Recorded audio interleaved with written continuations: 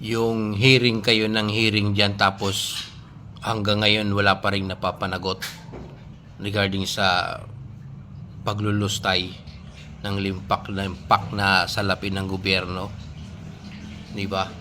So sayang lang, mas maraming nasasayang na budget o na pondo ng gobyerno, wala namang nangyayari pa, di ba?